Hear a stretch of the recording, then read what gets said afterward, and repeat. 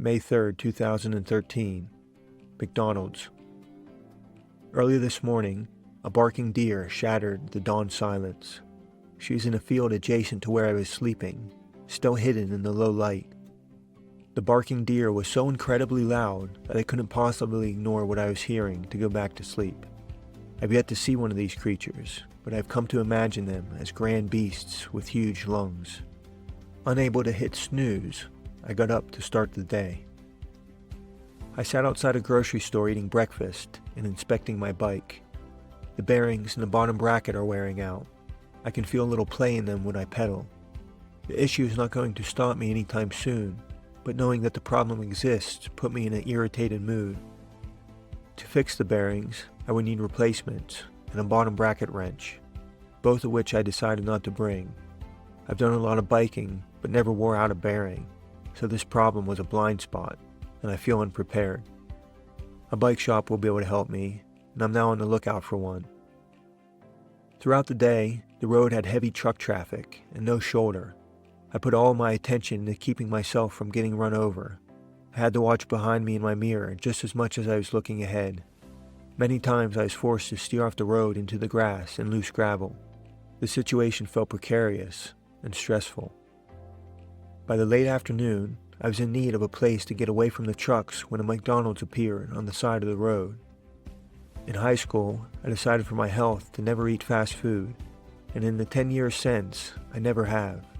I pulled into the parking lot and abandoned my decade-long boycott. The temperature outside was 95 degrees, and when I opened the front door, I felt the rush of cool air and knew I had made the right decision. The interior was clean and with a modern plastic decor.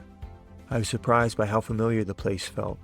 McDonald's has become an icon of the United States and grown so large as to help define the aesthetic of America. The place seemed familiar because the corporate sheen they created has become quintessentially American. I felt comforted by the environment and appreciated that I could have been having the same experience back in Colorado or any one of the other 37,000 McDonald's locations. Truly, the well-lit interior felt like a cultural refuge. I bought vanilla soft serve ice cream and used the Wi-Fi to call Katie. Hearing her voice lightened my mood. She told me she finished collecting data for her research project, which is a big milestone for her. To celebrate, she took the afternoon off and went for a bike ride. She said she was thinking of me.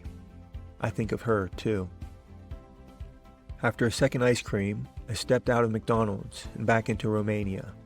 Immediately, I began to sweat. Dry, dusty air raked across the farm fields. Trucks roared past, and 3 mean dogs chased me out of the parking lot. I was chased by a lot of dogs today. There were packs of them on the outskirts of each town. They snapped at my wheels and the bags on my trailers, barking aggressively as they ran. I sprinted to get away, swerving to avoid their teeth and the trucks at the same time. When they would finally give up their chase, I was left with burning thighs and gasping for air. After 70 white-knuckle miles and 4,000 feet of climbing, I was in need of a quiet place to calm my nerves and rest my legs. I followed a dirt road away from the highway, then descended a short bank to a patch of soft green grass. This is a perfect spot. A warm breeze is swirling, and the sky is full of stars. I'm hidden and safe. I feel wonderful.